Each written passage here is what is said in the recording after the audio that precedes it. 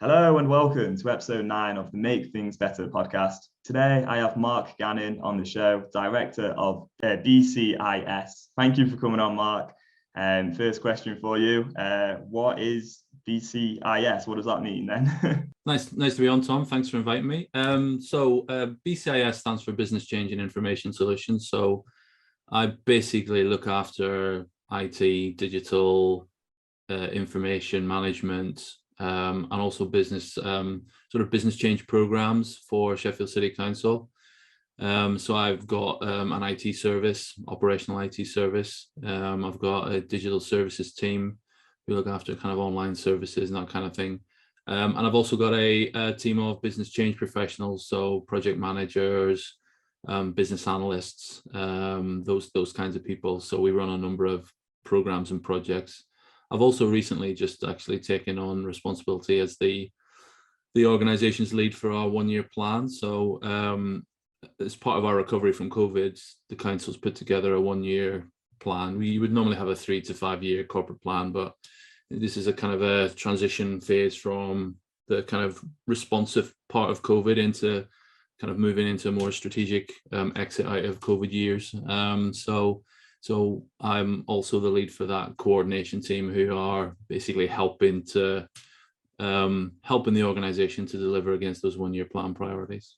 So you've got like a one-year plan. How did you go about creating that?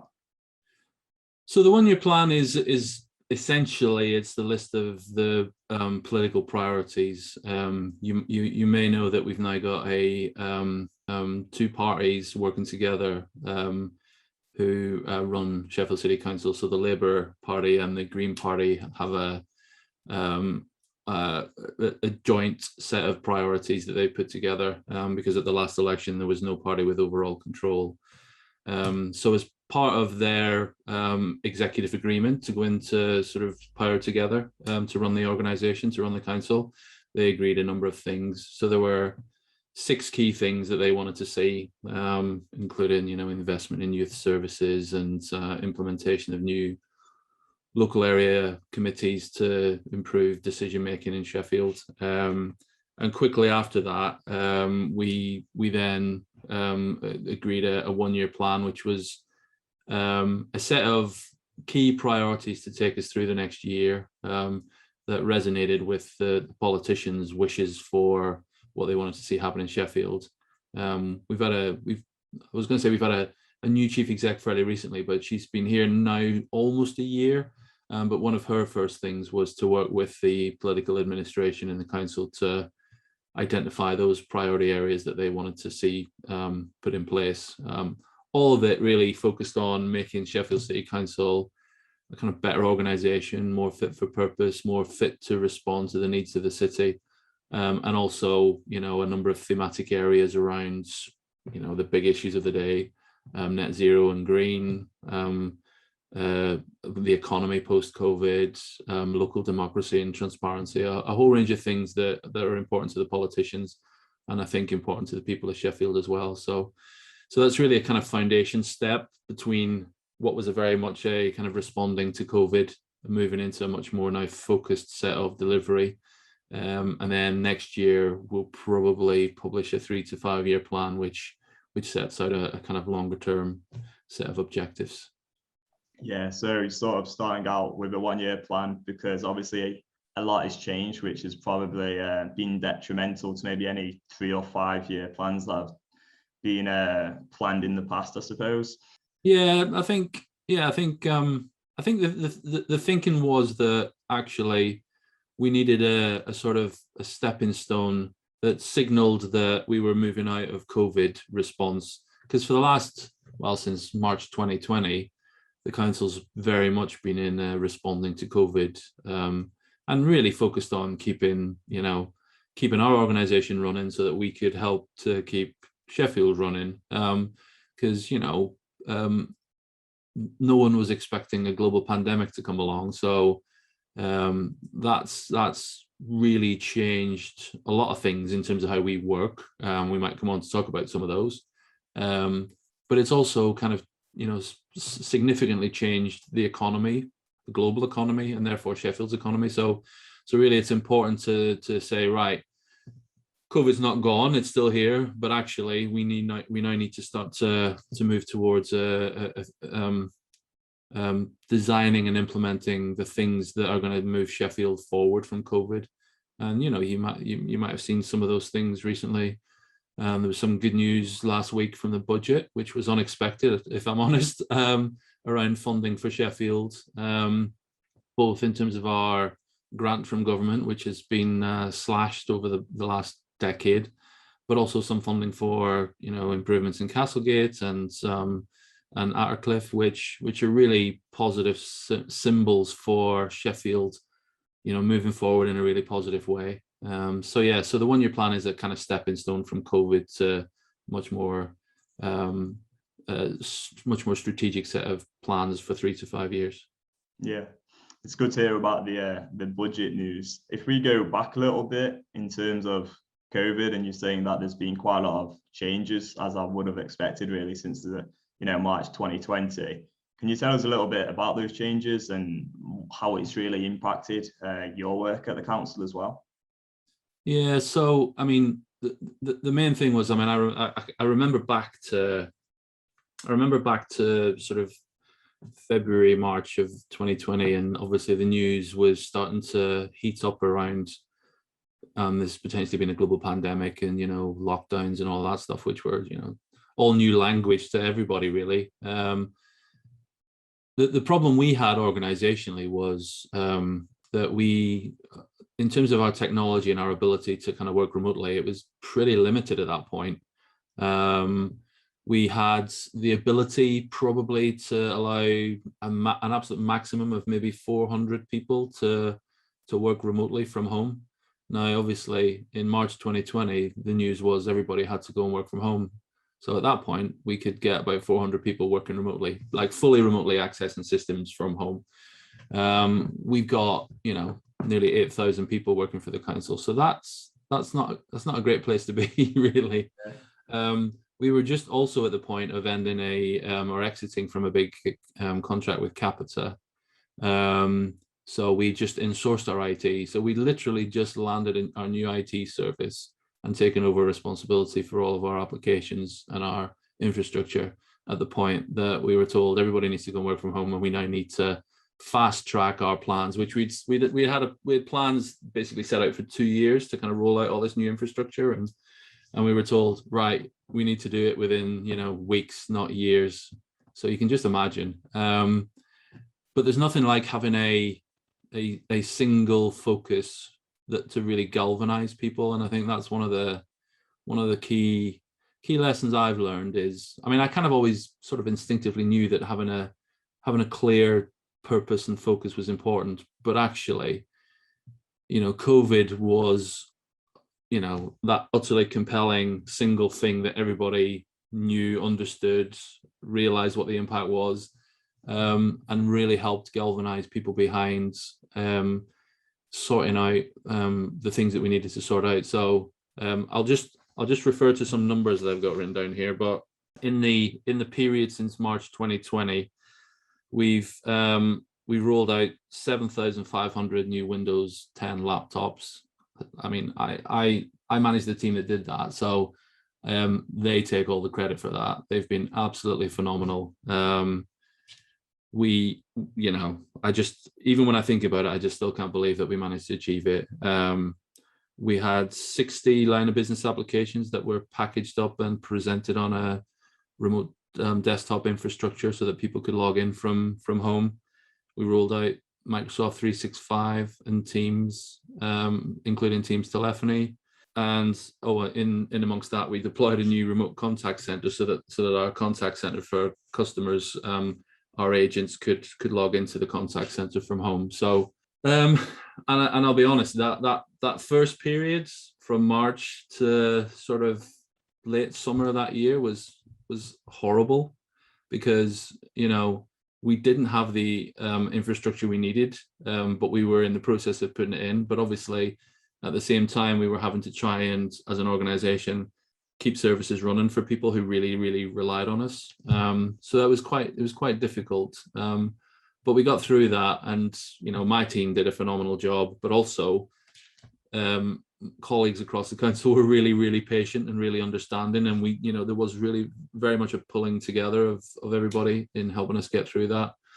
And the good thing about having just ended the big outsourcing arrangement and bringing our IT back in, which at that point felt like, oh God, there couldn't have been a worse time to do it. But actually what it meant was that we could be more agile and more flexible in how we rolled our new infrastructure out.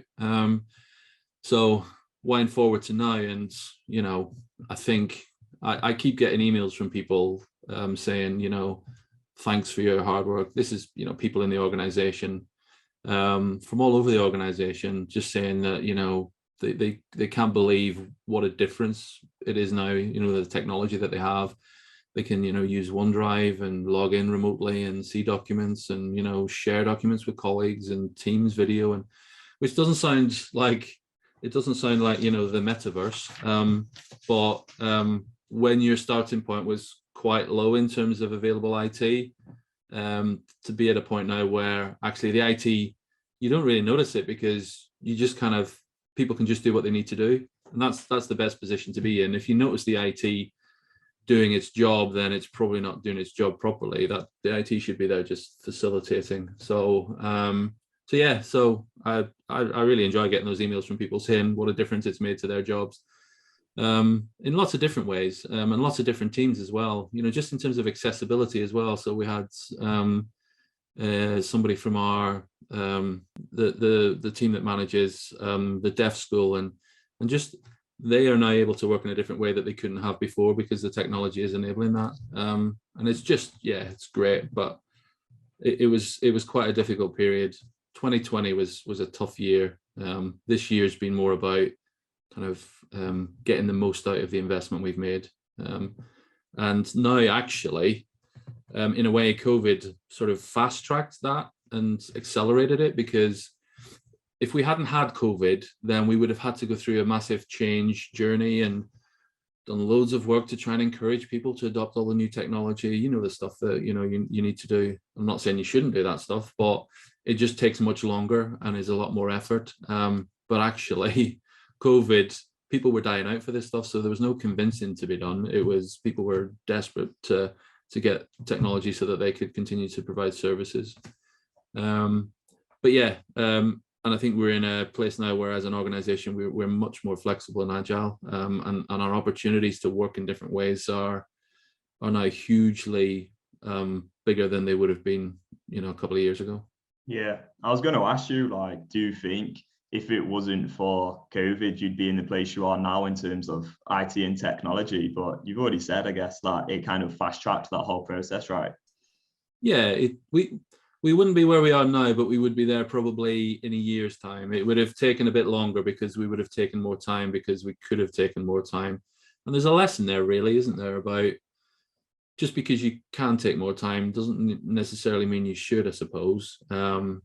Although I wouldn't plan. I mean, I've said this a few times to my colleagues, we would never have a rollout plan like the one we had, because it was just insane in terms of the things we were doing all at the same time and the demands that it was putting on our users, actually, not just my team, but the people who were receiving all of this new stuff. And because they weren't connected in a secure way, they were having to do kind of almost like second line support themselves on their computer and install things in a way that, they would never have dreamt they would have had to. But the other thing is it's really helped with digital skills as well, because it's accelerated people's adoption of new digital technologies that, again, would have probably taken years and years to embed.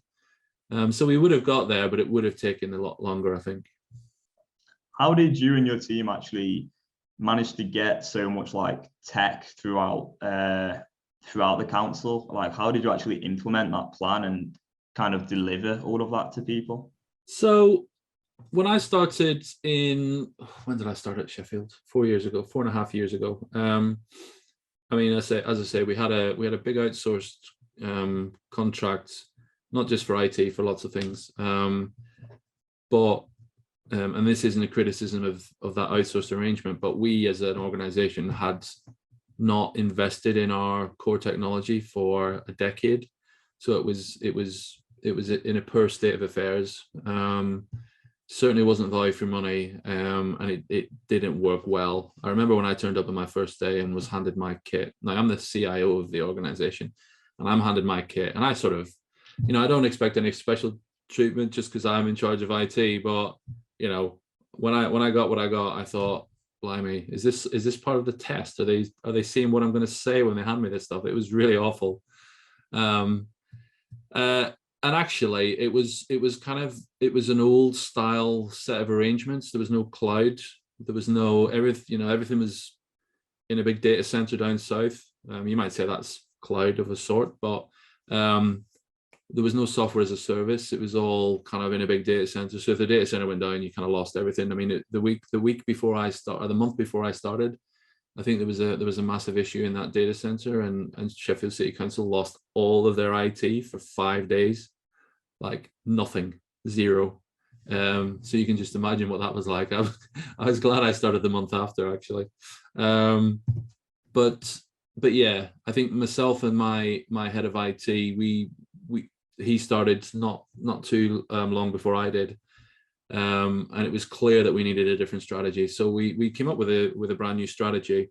And actually we just spent a lot of time with senior officers and politicians just explaining what we wanted to do, why it was necessary. And in a sense, we were pushing against an open door because the technology was so bad and everybody knew it was so bad that they just wanted somebody who could give them a better narrative and a better plan.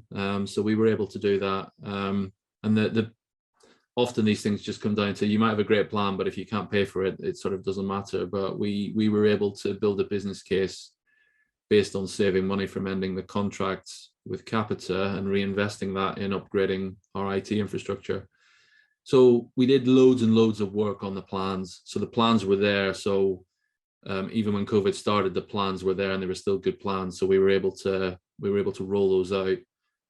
We had to fast track them. We had to accelerate them. So a plan that looked like this now looked like this. So my role really in that was less in the day-to-day detail and more in the kind of giving the team the space to get on with it without getting loads of hassle from everybody in the organization.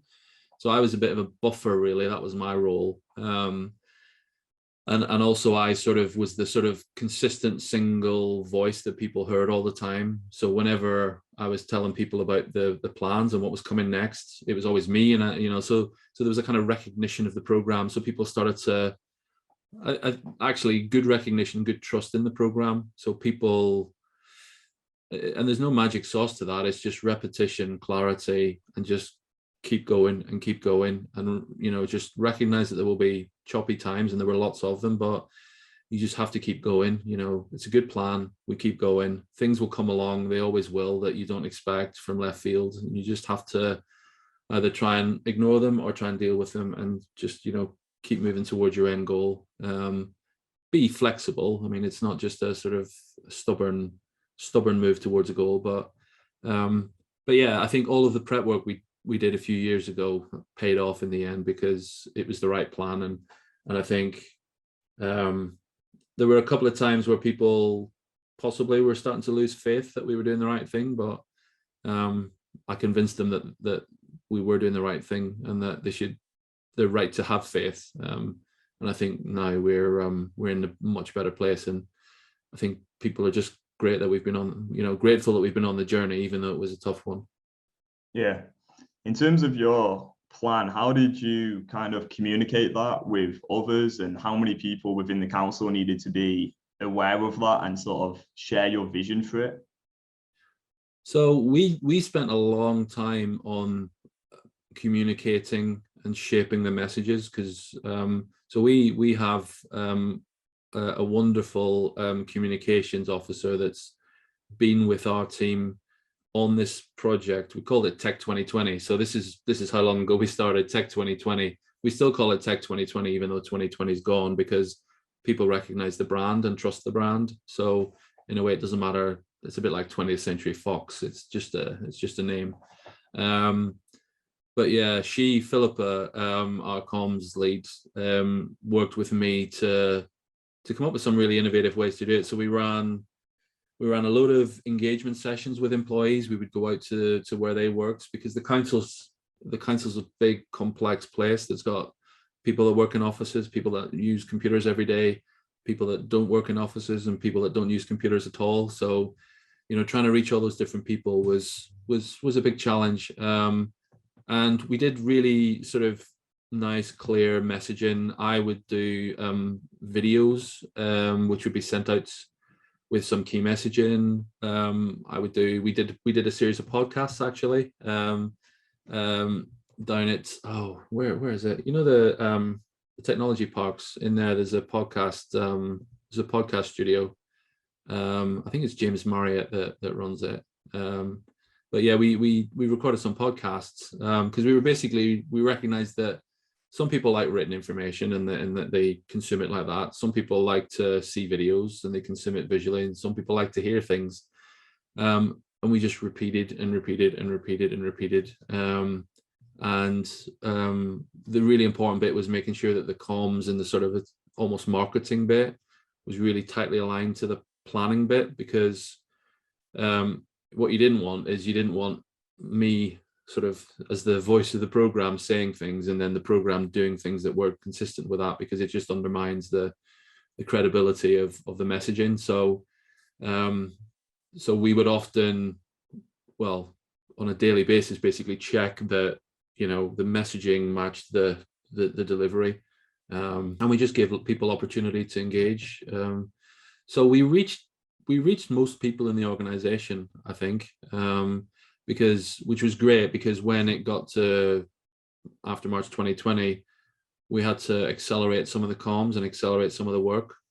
All of that pre-work that we'd done on building the messaging and building the brands was really important, because people then knew who was asking them to do what, and it wasn't a surprise, and it wasn't, I don't understand what this relates to, because people did. And actually, the comms specifically has got loads of really positive feedback. People have said it's really clear. I mean, I'm just the actor, I suppose. The words are often written by Philippa, the comms person, and she writes it really clearly. So she's really good. She knows what people want to hear and what they don't want to hear, and what will make sense and what won't make sense. And people are always saying how clear it is, and it doesn't treat people like idiots if they don't know if they don't know the answer to something. It treats them with respect. It uses simple language, and it's those kinds of things that we've kept over. So we've been at this now for three and a bit years in terms of the Tech 2020 program, and we're at the latter stages of it now. So we've rolled out most of the big stuff now. So everybody's got their kit. Everybody's got access to OneDrive, SharePoint Online, 365, Teams telephony. We've got most of our core applications software as a service, so there's very little on-premise stuff. So yeah, I mean, if there's just some last things we're rolling out now, and then it's a bit of a fourth road bridge thing. We're then probably back to the start with a new plan to kind of make sure we never get behind again, because that was the problem in the past. What do you think, since maybe either since you started with Sheffield City Council or since the start of the pandemic? Actually, we'll go for start of the pandemic. What do you think, like, the most influential thing you have learned from? Sounds like you've had quite a lot of experience in kind of dealing with urgency and rolling out, a big plan a lot quicker. But what do you think you've learned about, like, maybe management in particular? Yeah. I mean, I think there's something about not underestimating the need to communicate over and over and over and over before messages hit. I think just communicating once isn't enough. So, but again, it's that I think what was really interesting in COVID is finding out what skills and experience people have that you don't know. So obviously when COVID kicked off, there were some things that stopped because either we couldn't provide services or we didn't need to provide services. So we went through a process in the organization, not just my team, but the whole organization, of identifying who was available to work and what skills do people have.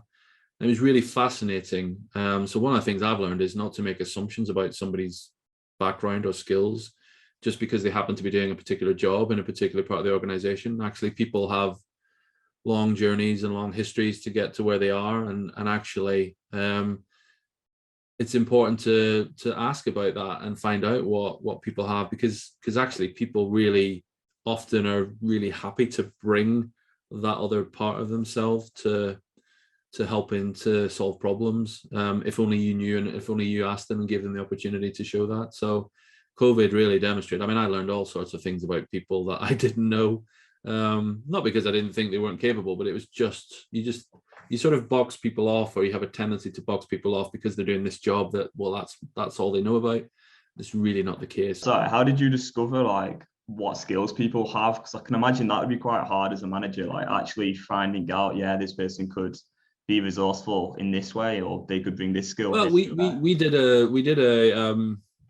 sort of a skills assessment, talent pool thing across the whole organization.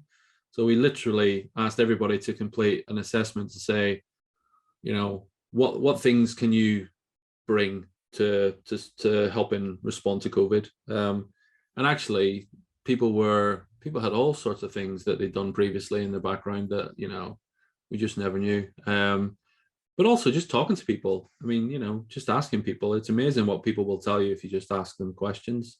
And often in organizations, you know, especially really, it's probably less an issue for an organization like yours, which is of a size where you probably know everybody, and you probably, you know, you probably see everybody at some point, you know. In an organization of 8,000 people with like 600 different services, it's unlikely that will be the case. So there's a tendency for people to kind of only mix with people that are in their areas. COVID split that apart, and people were working together in single teams that had never worked together before. And in doing that, you just find out about people. So like the team, so my team helped to design the kind of architecture for the test, trace and isolate team for Sheffield City Council. And some of the people in my team actually then went and worked in that team, sadly for me, because they were really great and I lost them to this central team. But they were doing a great job in that team. And yeah, you just find out about things that, you know, skills that people have. So I think having and one of the things we're trying to build on in the one-year plan work is that idea of people working across the organization, not just within their teams, because it's better for the organization. More diversity, whether that's in, you know, the skills that people bring, or ethnic diversity or gender diversity, just brings better ideas and better solutions. Yeah, it's dead interesting that.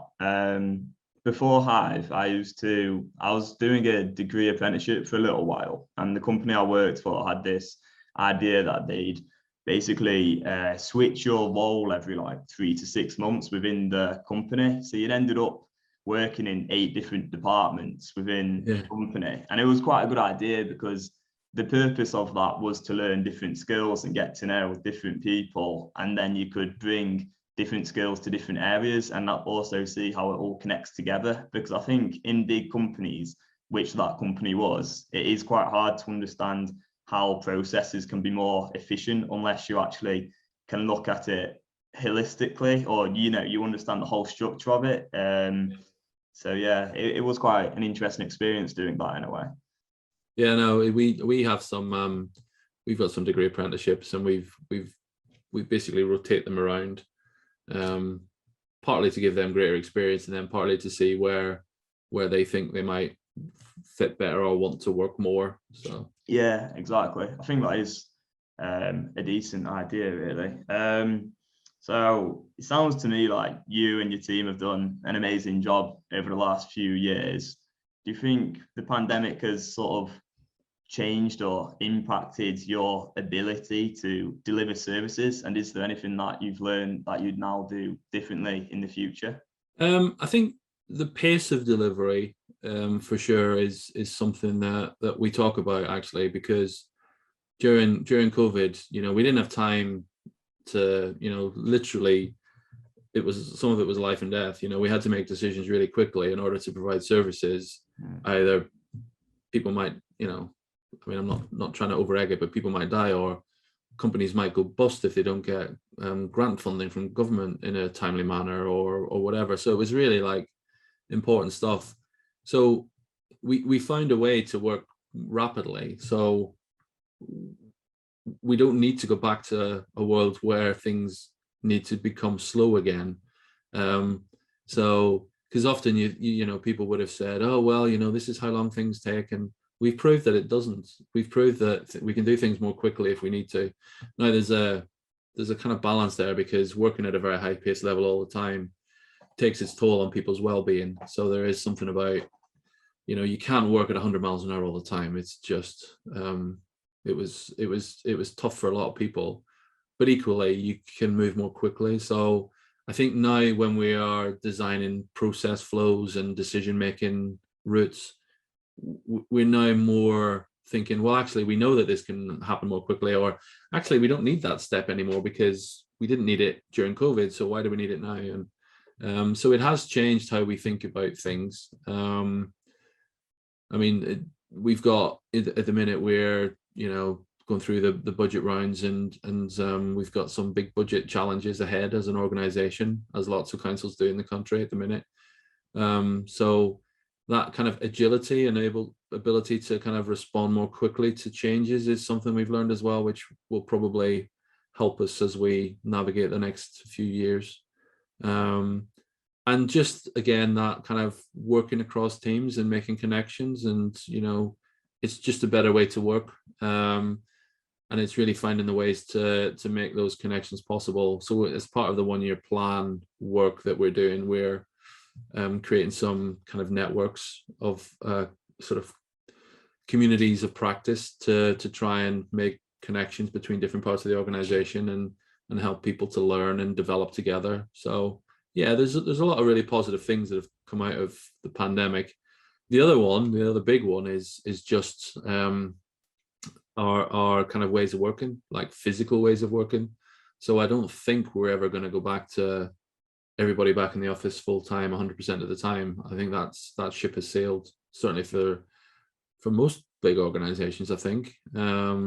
So what we're doing at the minute was we're in the process of thinking about, well, what does a hybrid working look like? So we've got some people in the office, we've got some people not in the office, we've got hybrid meetings. So it changes quite a lot of how we would normally work. But yeah, we're on that journey at the minute. Because obviously, if we don't need lots and lots of buildings, then that opens up opportunities to maybe do something else with those buildings and use them for other purposes, which would be good for Sheffield, I think. Yeah.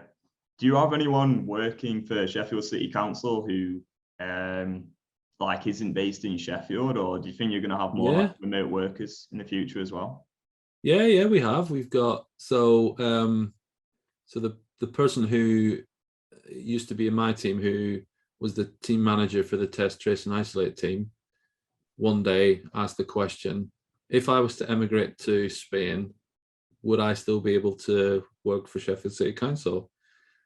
And we thought about it, and actually he was already working from home at this point. He had been for 6 months. So we thought, well, subject to data protection and, European Economic Area and all of that stuff.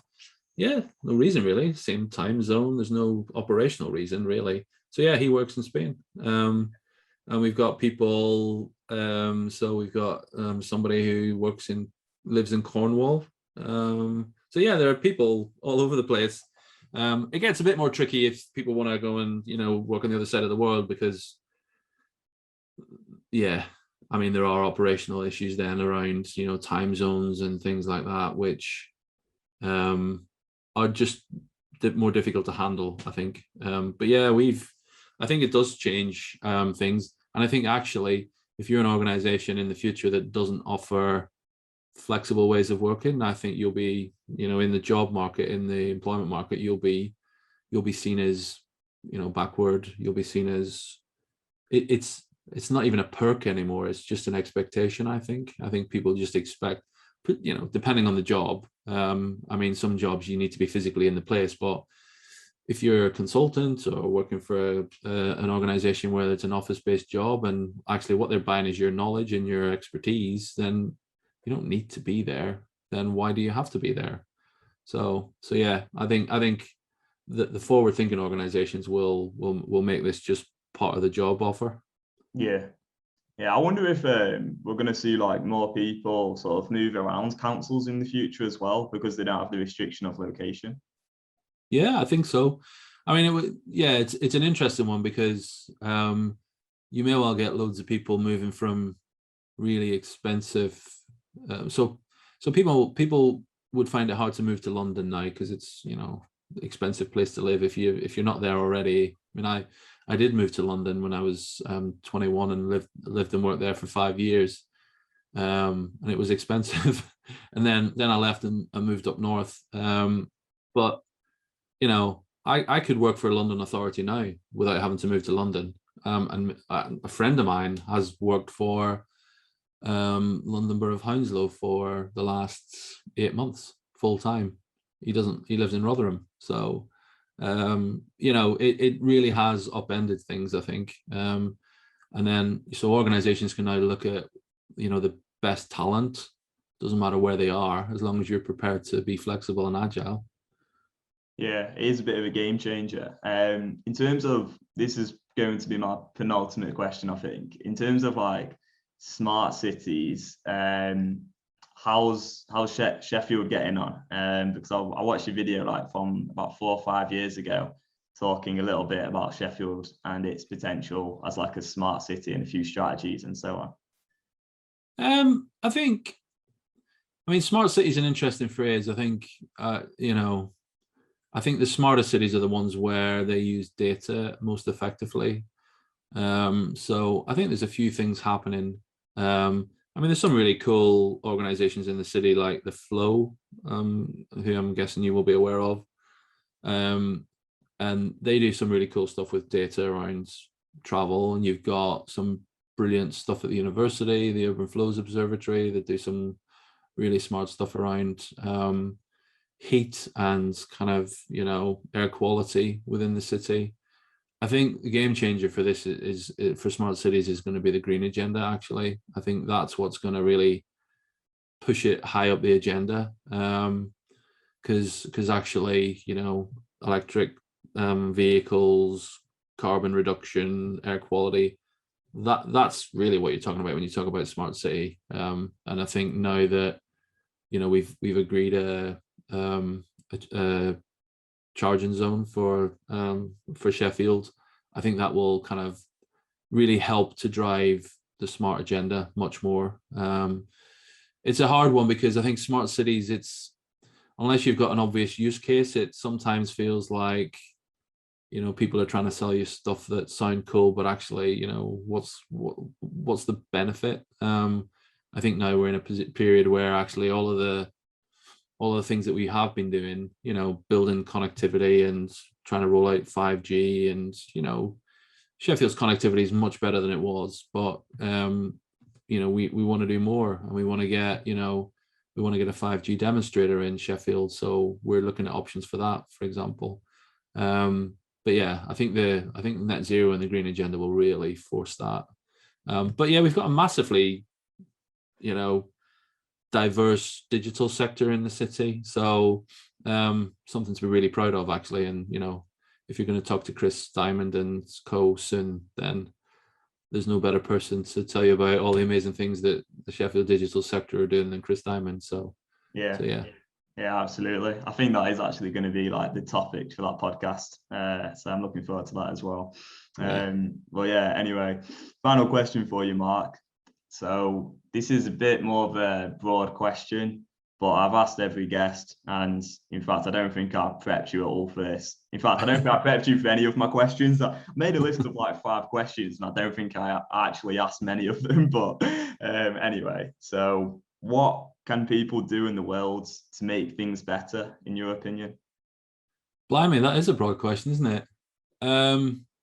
Well, I'm a humanist. So, and what that means is that I believe that the world that we have is the only world that we have, and we have a responsibility to A, make the most of it and enjoy it as much as we can, and B, leave it in as fit a state as possible for the next generation. And there's a phrase that humanism uses, which is think for yourself and act for everyone. And I think that's the best thing that people can do. So be inquisitive, be curious, be skeptical. Skepticism is a great skill to have. Lots of people don't deploy it as often as they should, I don't think. I think, understand data and understand what it's telling us, but then use that information to be kind to other people and to be kind to your environment.